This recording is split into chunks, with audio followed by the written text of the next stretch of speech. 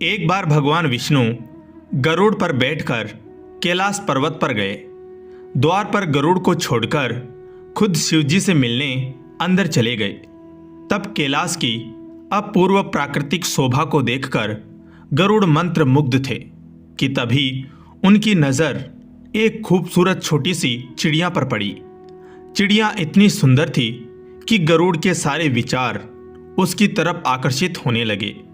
उसी समय कैलाश पर यमदेव पधारे और अंदर जाने से पहले उन्होंने उस छोटे से पक्षी को आश्चर्य की दृष्टि से देखा।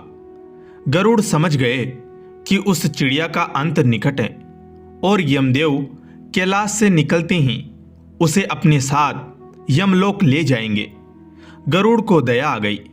इतनी छोटी और सुंदर चिड़िया को मरता हुआ नहीं देख सकते थे। उसे अपने पंजों में दबाया और कैलाश से हजारों कोस दूर एक जंगल में एक चट्टान के ऊपर छोड़ दिया और खुद वापिस कैलाश पर आ गए। आखिर जब यम बाहर आए तो गरुड़ ने पूछ ही लिया कि उन्होंने उस चिड़िया को इतनी आश्चर्य भरी नजर से क्यों देखा था। यमदेव बोले कि गरुड़, जब मैंने उस चिड़िया को देखा तो मुझे ज्ञात हुआ कि वो चिड़िया कुछ ही पल बाद यहाँ से हजारों कोस दूर एक नाग द्वारा खा ली जाएगी। मैं सोच रहा था कि वह इतनी जल्दी इतनी दूर कैसे जाएंगी, पर अब जब वह यहाँ नहीं है तो निश्चित ही वह मर चुकी होगी। गरुड़ समझ गए मृत्यु टाले नहीं टलती, चाहे कितनी भी चतुराई की जाए। दो उल्लू एक वृक्ष पर आकर बैठे। एक ने सांप अपने मुंह में पकड़ रखा था। भोजन था उनका, सुबह के नाश्ते की तैयारी थी। दूसरा एक चूहा पकड़ लाया था। दोनों जैसे ही बैठे वृक्ष पर पास पास आकर बैठे। एक के मुंह में सांप, एक के मुंह में चूहा। सांप ने चूहे को देखा तो वह यह भूल ही गया कि वह उल्लू के मुंह में है और मौत के करीब है। चूहे को देखकर उसके मुंह में रसधार बहने लगी। वह भूल ही गया कि मौत के मुंह में है।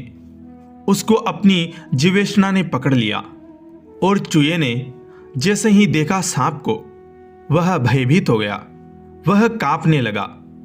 ऐसे मौत के मुंह में बैठा है मगर सांप को देखकर कांपने लगा।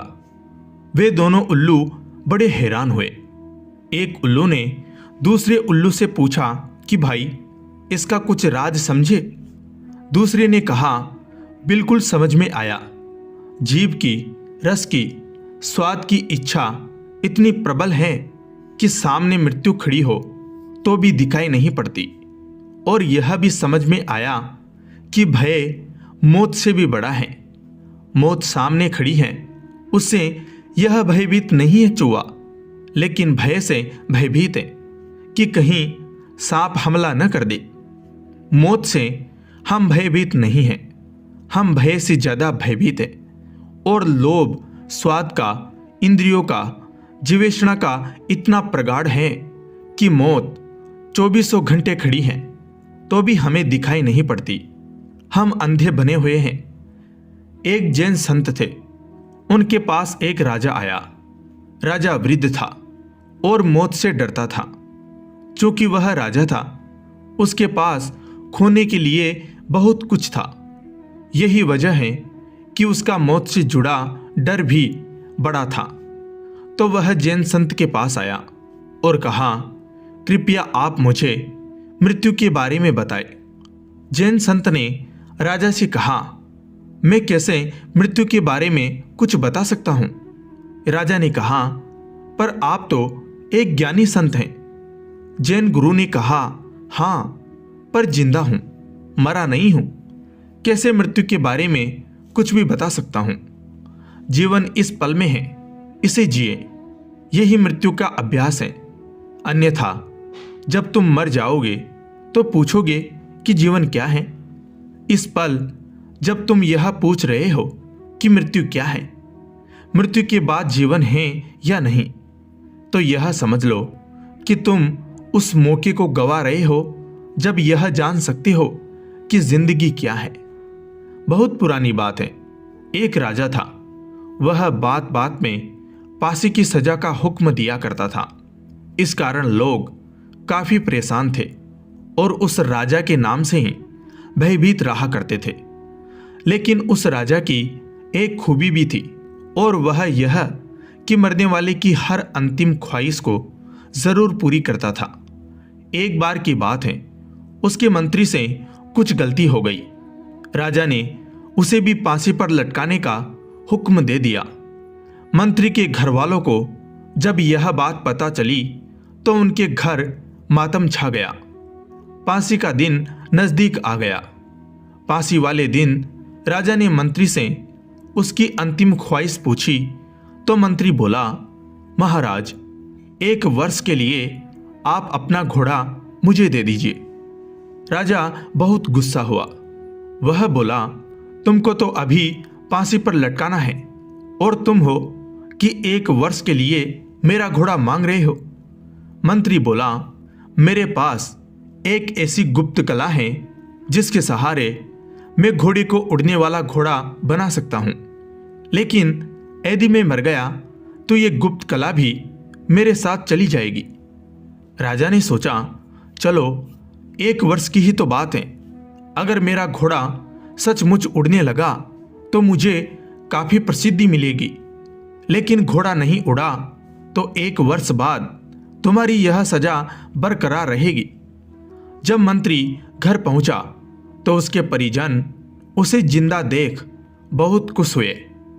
मंत्री की पत्नी ने पूछा, यह सब कैसे हुआ?